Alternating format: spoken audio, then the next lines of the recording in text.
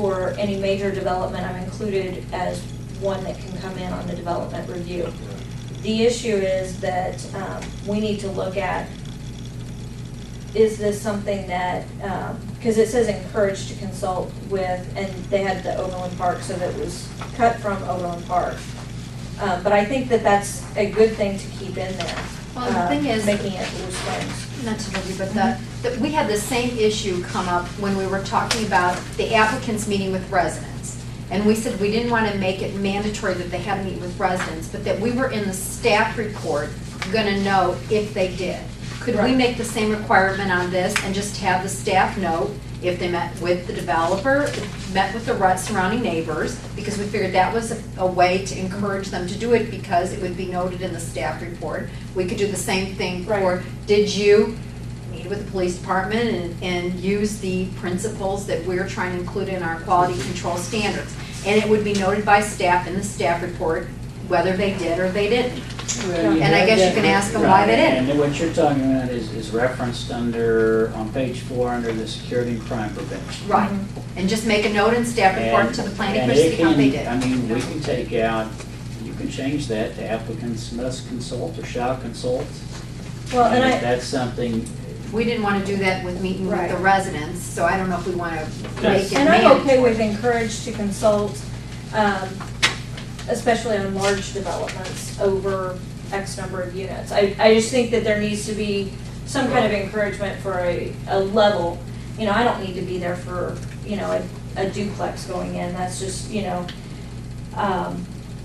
could so I you're possibly just find talking something, about yeah, a but. certain, Yeah, looking at when you're looking at the multifamily type of density, house. yeah. Well, and let's make sure I fully understand this. Are we talking just apartment complexes? Or are we talking about a, say, a 60-acre multifamily where it has duplexes and fourplexes, I think. where you're on streets? I don't think that would probably be. Well, actually, you'd be surprised. There's a lot more that you can do with that also. Well, people aren't going to want, with the street lighting, people aren't going to, they're not going to want those lights. No, but they need to have the lighting, for instance, if you look at our poor examples from earlier, if their lighting is by their door, by their residential door, and not by the garage. You're just talking about wall sconces on. Yeah, if you put a wall sconce near the garage in between Sure. the two garages, then you're adding light into that area of the Another driveway. courtyard or whatever. So that's why you're not Yeah, talking I'm about not out talking front about of the major. street and stuff. Mm-mm. Okay, okay. No, there's things that, you know, you can just look at, for instance, the trees that are planted that are gonna grow up around around the lights.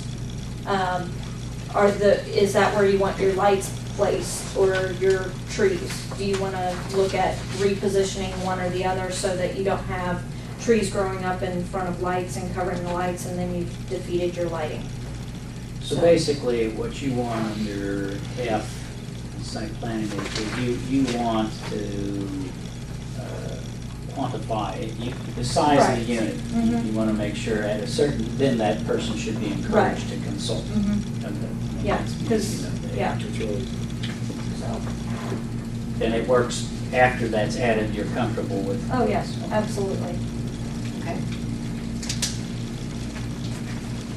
But I do, I think that's most of what I had. The other stuff that I wanted to look at was with regards to codes and not necessarily design. But as far as reinforcing the access doors, so that they're less likely to be broken into, with 85% of burglaries being door kicks, reinforcing those doors. That's currently a standard that is in quite a few of the cities that you're looking at as far as development review code or development design.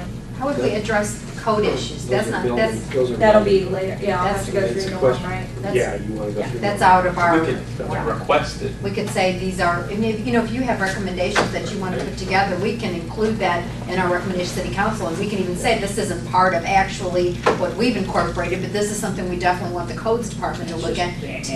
put it under ancillary discussion. Correct, well, remember I had the laundry list, I mean, we can have, when we do our, these are recommendations that are not part of the zoning and the quality standards, but we want this to be Right. included, so. And if you- that's where I would put the management training issue. Okay, if you could give us for our next Okay. meeting a list of all of the things you would Sure. like incorporated into our codes regarding the Okay. thickness of the doors, going through the training program, I mean, we can Okay. include that in our Yeah. recommendations, and I think the city council's gonna take very seriously everything we recommend, and hopefully we can get that going. Absolutely.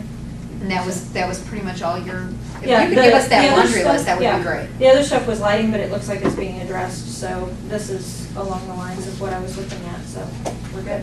I had a question. We were talking on the phone, you were talking about that brace that you could put behind the door to prevent front door kick-ins Actually, it's in the frame. in the frame. Yeah, it's the door jam, it's in between the door frame and the stud behind it.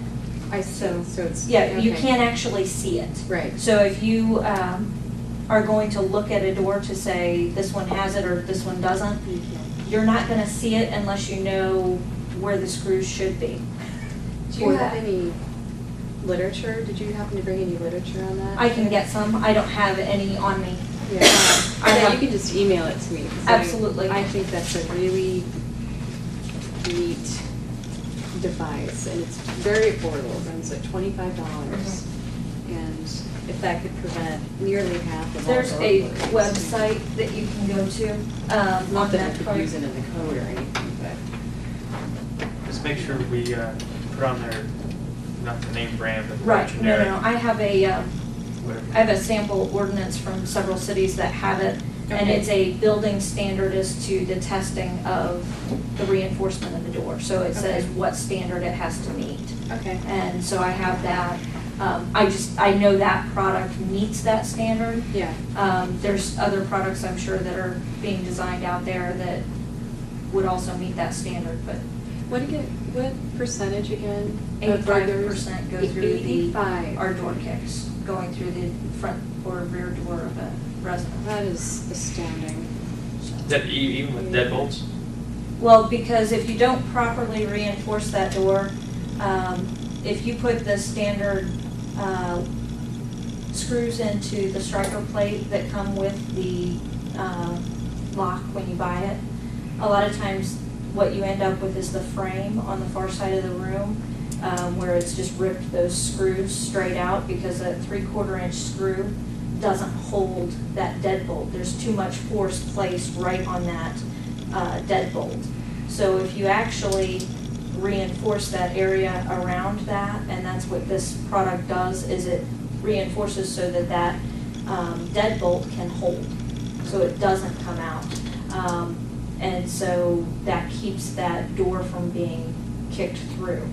I have a The- glass front door, so it's really irrelevant. Well, and there's some additional standards just for you. Yours inviting them up. Yeah. Come on See what in. they want. I got insurance. But, no, there are also, there's also the capability of using it with a side light, and then the encouragement of, there's some laminate products out there, or Lexan, that you can use for those windows to reinforce, so that way it's not a breakable, it's not gonna break out as easily. If you use the proper type of laminate between the two layers, you can take a baseball bat to it. It'll shatter the glass, but it stays in place, so it doesn't go anywhere, kind of like your windshield on your car. You know, if somebody goes and they hit it with a rock or something of that nature, unless you're going 65, it's not coming through. It's gonna hit, it'll shatter, and it's there, but then the fire department has to come and pry it out and that sort of thing in order to get through that. So it's the same type of thing. They make it up to a hurricane grade that will withstand those hurricane force winds and that sort of thing, so. Well, thank you, and probably the only thing we really need from you is the list of the code requirements, and we'll include that, the fire department. What sort of, when you looked through the codes, was there any things that you thought needed to be added? Luckily for us, a lot of the things that we ask for, code requirements, or we handle through the building department, the sprinklers and alarms and those kinds of things. I am concerned about parking. how we address parking, because like I said, we ran into it with the Adams Dairy project. They were parking on both sides of the street, and we're allowed to, and we couldn't get through. And we're gonna discourage